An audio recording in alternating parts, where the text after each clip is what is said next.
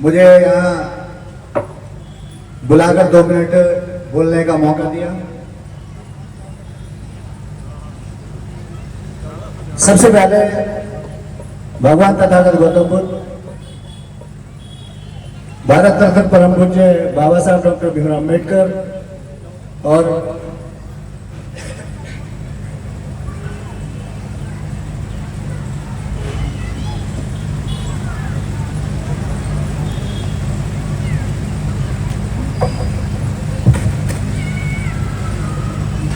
इस देश की हेलो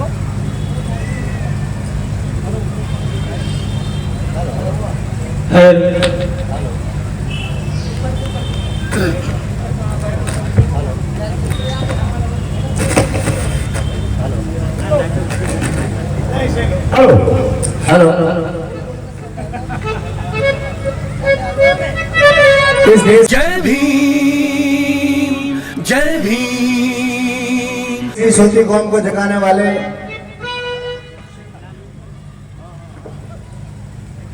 मान्यवर कांसीराम साहब को उनके 52वें जन्म दिवस पर इधर श्रद्धासुमन अर्पित करते हुए,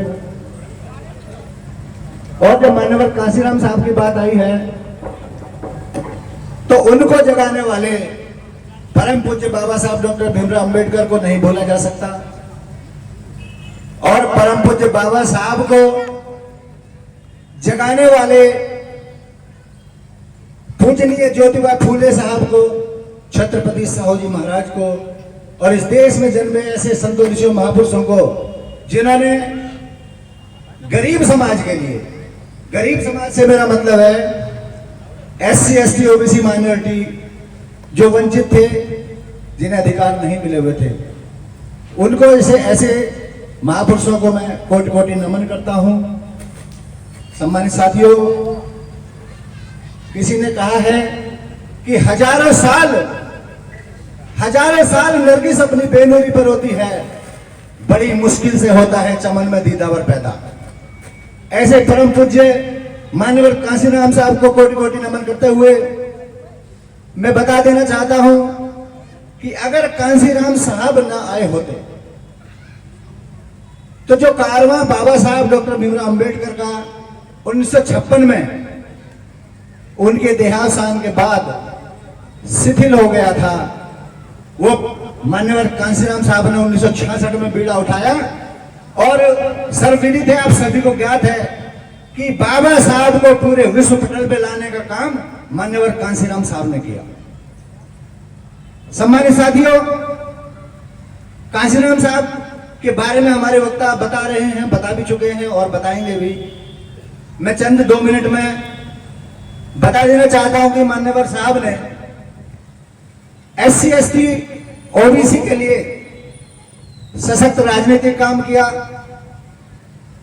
बहुजन समाज पार्टी का गठन किया, इस देश के सबसे बड़े उत्तर प्रदेश सूबे को 4 बार मुख्यमंत्री बहन कुमारी मायावती जी को बना के इस समाज को स्थापित करने का काम किया, सम्मान देने का काम किया। साथियों, परम पूज्य मान्यवर कांसीराम साहब ने बाम सेब का गठन किया।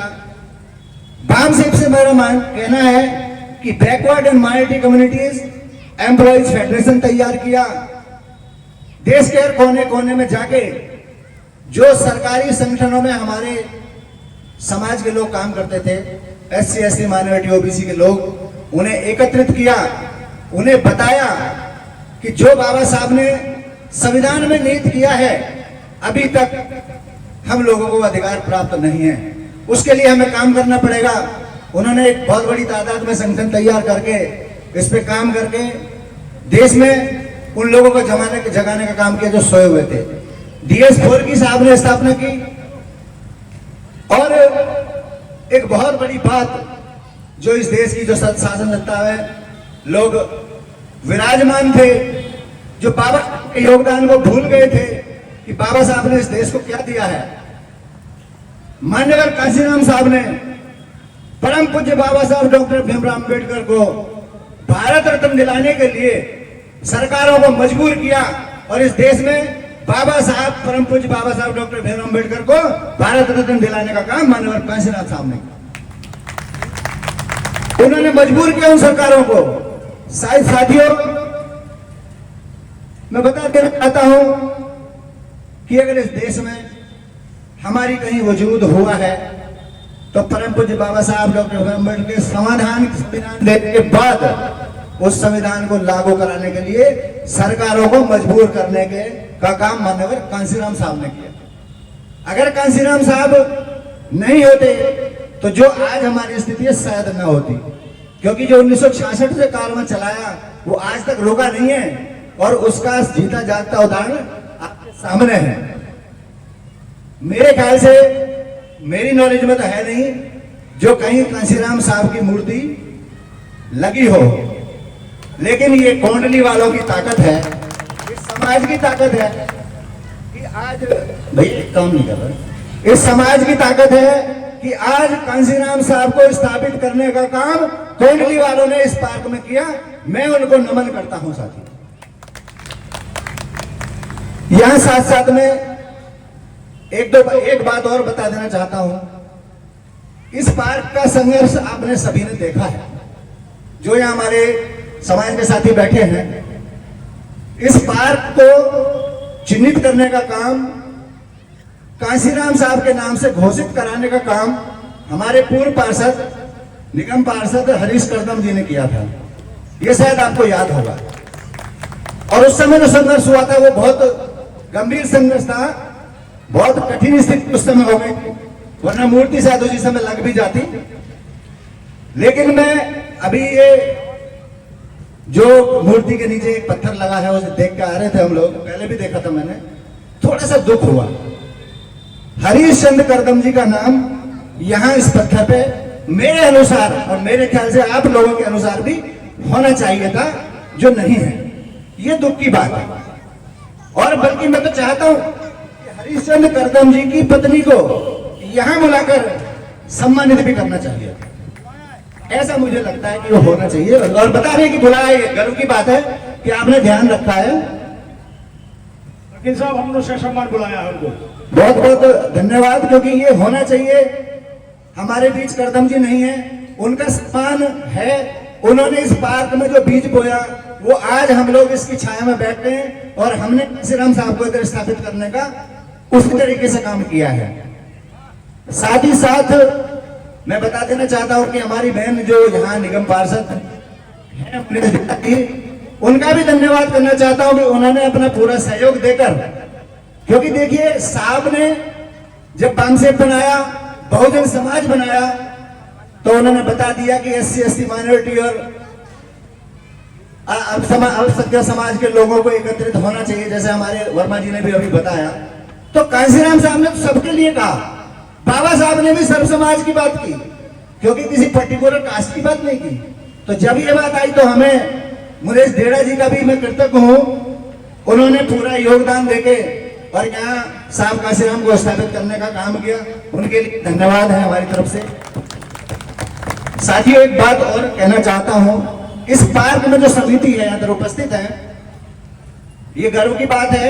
और आप सभी ने देखा है कि 100, 50, 200 रुपए लेकर चंदा इकट्ठा करके इस पार्क की जो स्थिति थी, मोटे मोटे पत्थर, गड्ढे, मैं इधर मंच में बैठे हमारे मेघराज जी और इस समिति के साथी, हम सभी ने देखा है, उन्होंने एक कागज पत्थर बीन के इस पार्क को सुशोभित किया।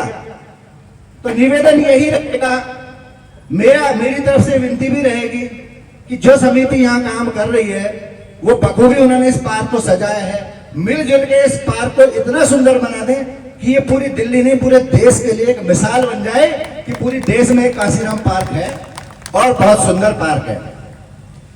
साथियों, अदरवाइज तो जो हालात हैं, मैं अपनी बात समाप्त करूंगा एक शेर के माध्यम से। जो हालात इस देश के हैं,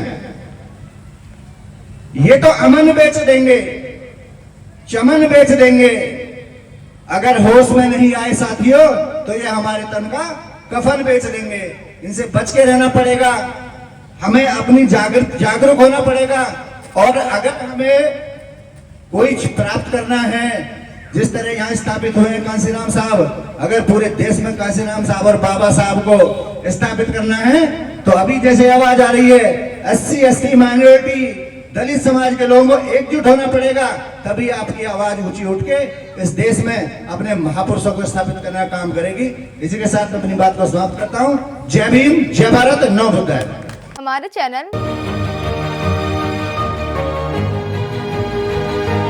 लाइक, शेयर, सब्सक्राइब देखना मत भूलिएगा। जय भीम, जय भारत, जय संविधान, नमो बुद्धाय। धन्यवाद। चैनल आर्थिक समस्या से गुजर रहा है।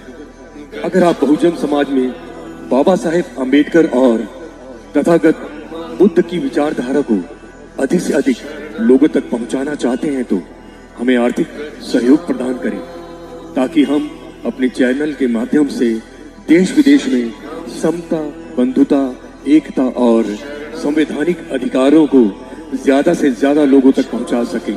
आप अपनी सहायता राशि नीचे लिखे खाते में जमा करा सकते हैं। खाता धारक गौतम रत्न, खाता संख्या 316957686551, IFSC कोड SBIN 0060336, बैंक भारतीय स्टेट बैंक।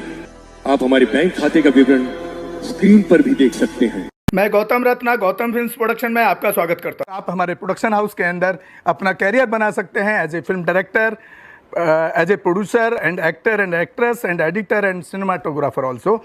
अगर आपको फिल्म से रिलेटेड कुछ भी प्रोजेक्ट आपको बनवाना है तो हमारे पास में पूरा सेटअप है, जिसमें फिल्म कैमरा है, शूटिंग लाइट्स है और एडिटिंग है। सारा A to Z एक ही जगह पर आपको हमारे यहाँ पर मिल जाएगा। तो दोस्तों, आप हमें कांटेक्ट कर सकते हैं हमारे नंबर्स पर 9810085714। जय भीम, जय भीम।